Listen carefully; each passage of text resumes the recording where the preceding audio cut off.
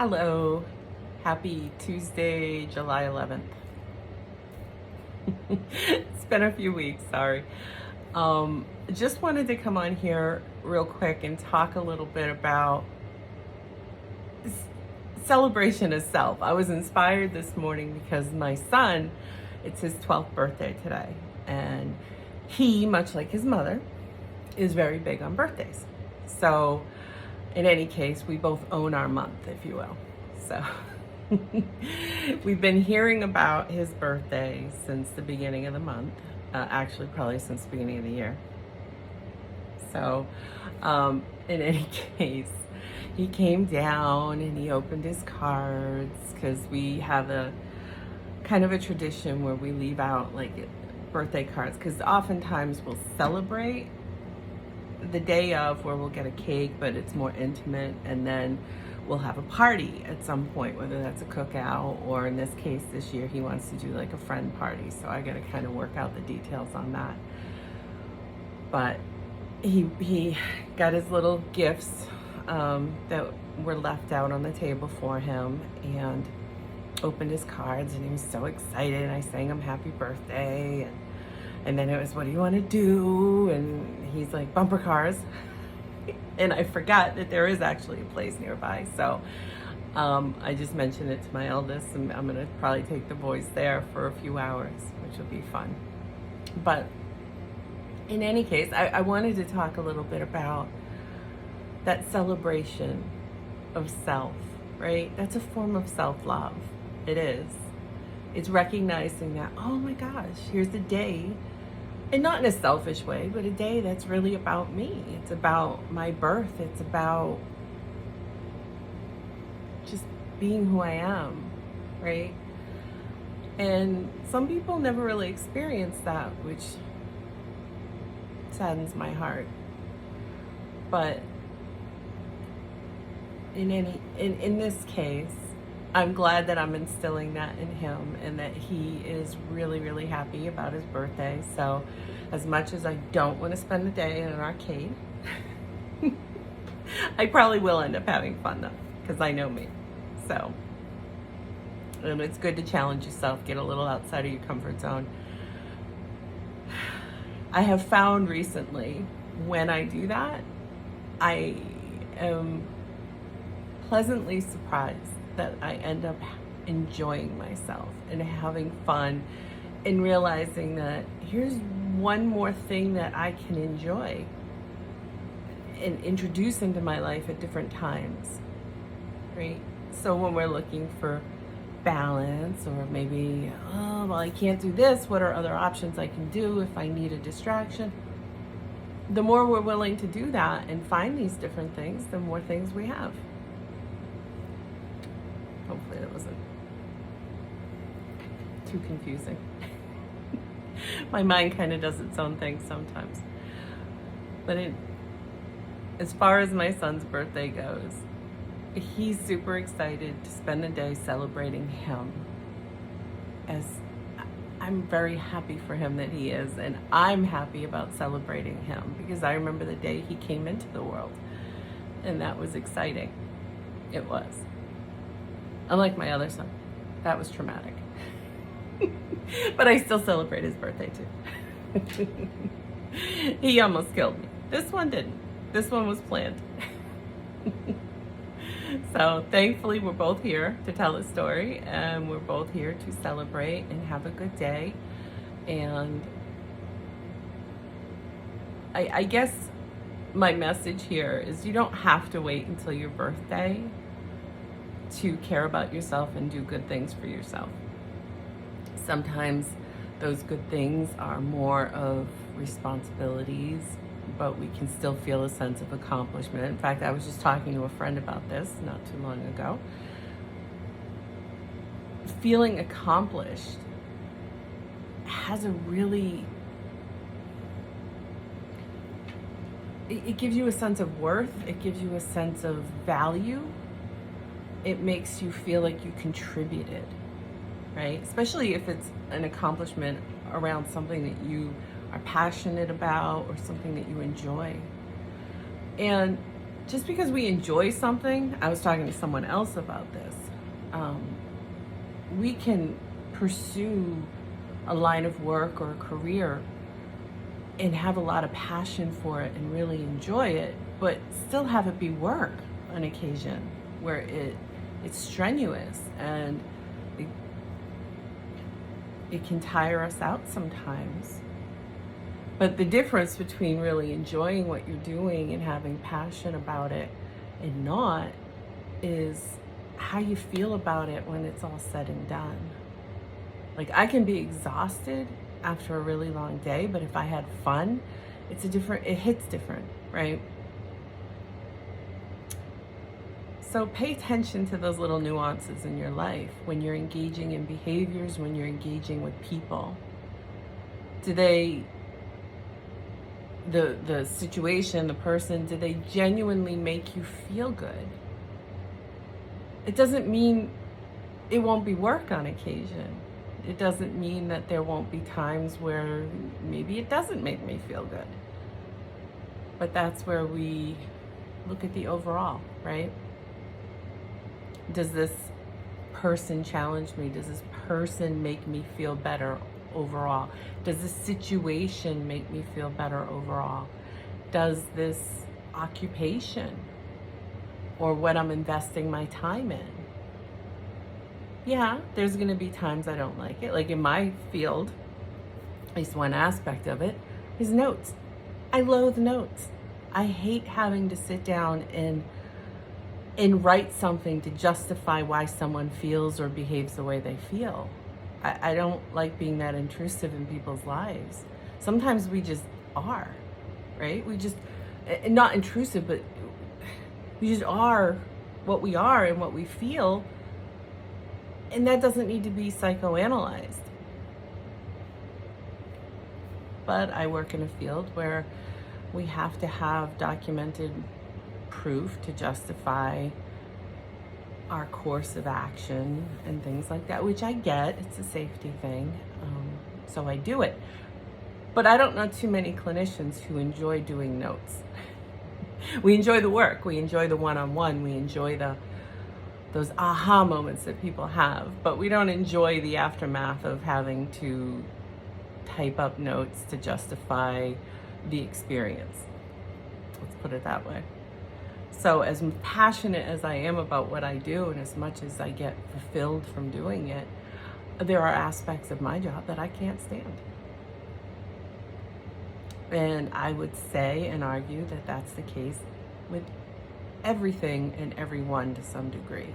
But again, you just got to kind of parse it out and look at the overall. Overall, does this fulfill me? Overall, do my pros outweigh my cons? Is this something worth pursuing? And sometimes we might get a surprising answer. Maybe it was 10 years ago and now maybe it's not. And then that's an indication that maybe I have to shift course. I don't have to, but for my best and highest good, it might be a good indication that it's time to look at alternatives. What else can I do to bring in that fulfillment? And we can look at that from all perspectives. We can look at that as careers. We can look at that as relationships. We can look at that as places that we live. You know, maybe some people, they want to move, go to another state or something. I don't know. It depends on where you live, what you do. And I'm just using different examples. Maybe it's, I like what I do, but I want to do it elsewhere, right? So maybe it's working for another company or working for yourself versus another company. These are all questions that the more we're willing to ask ourselves as we feel or sense any level of discomfort, or maybe the pros start not outweighing the cons. And there's no real right or wrong with it. It's more about, what do I need to do, or what adjustments do I need to make in my life, if any at all? Sometimes as we evaluate these things and we recognize these things, it's more of an indication or a reinvestment in what we've been investing our energy into. It's more of a affirmation that says, I am fulfilled here and this is what I like. But the important thing is to be willing to actually look at and evaluate these things and be mindful. Excuse me 1 second. The birthday boy just walked in the room. I can't talk right now. I'm in the middle of the video. I'm almost done. As soon as I wrap up, then we can look at that. But you and your brother need to wash up if we're going to go there, okay? In what way? I'll talk to you in a minute. I told your brother. He obviously didn't relay the message.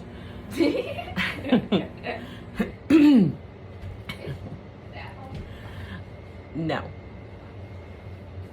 Peace out. Peace out. Love you. Love you. Thank you. You're welcome. So, anyway, so it is important to actually pay attention to what am I investing my time into? How am I investing my time? Because sometimes we just need to be more flexible with that and less clingy, if you will. Sometimes when things really bring us fulfillment and excite us, it's like we want it all the time. A little detachment, and not in a manipulative way, but a little detachment goes a long way. Because when we hold on to anything, any kind of energy too tight, it usually slips through our fingers because it can become restrictive, it can become demanding, it can become a hindrance, if you will, for yourself, and if other people are involved, for them as well. So it's important to keep energy in flow, if you will. Like you've heard people say, in order to make money, you have to spend money, right?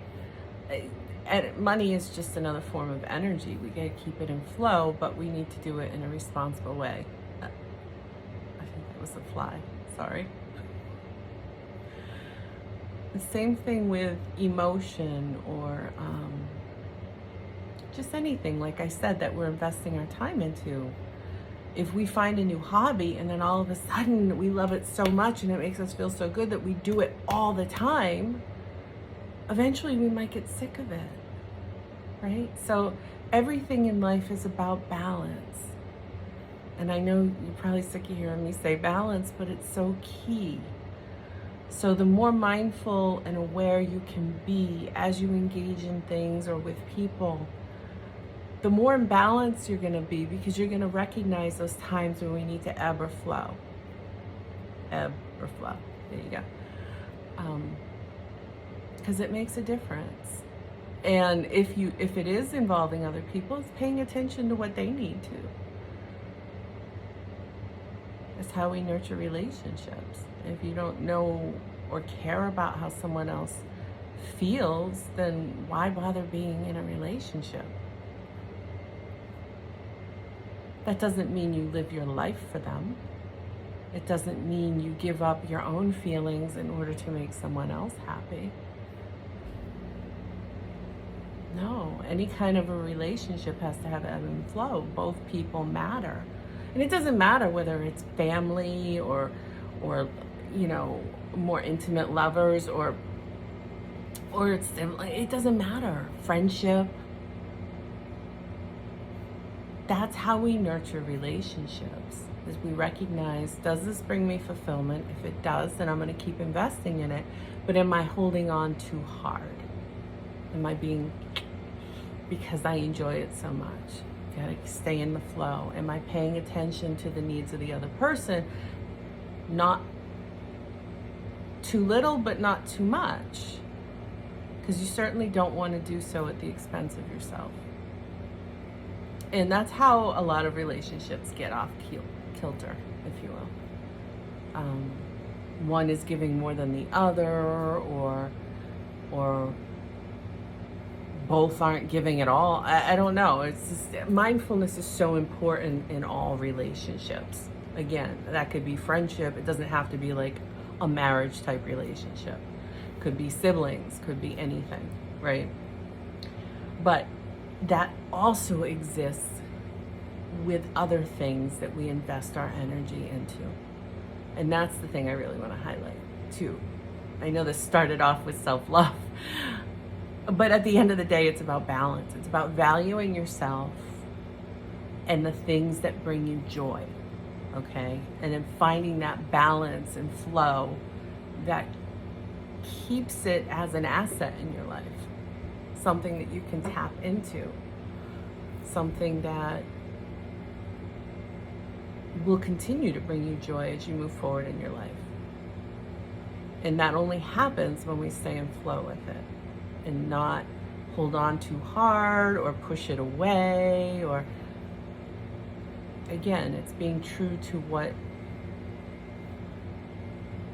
you really feel. And if what you're finding is negative things coming up for you, then that's an indication of things that need to be healed. And negative things could be negative emotions, or what's perceived as a negative emotion. It could be negative behaviors. How am I reacting to how this makes me feel? What is this trigger bringing out in me? Is it serving my best and highest good? Is it serving this situation's best and highest good? Whatever that may be. So I better get going, because I get 2 boys here. I have to run through the shower.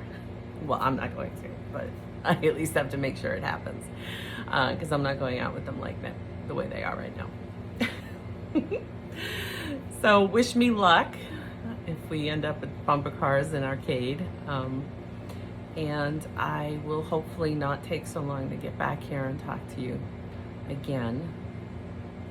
For now, I hope you're enjoying whatever time of year it is for you. For where I am in Massachusetts, it's summertime. So I hope you're enjoying your summer if you're in that neck of the woods, and your winter if you're in a different one. Have a great day. Have a great month, since it is a birthday month for somebody. And happy birthday if it's your birthday too. I hope it's a wonderful one, and I'll talk to you soon. All right, bye.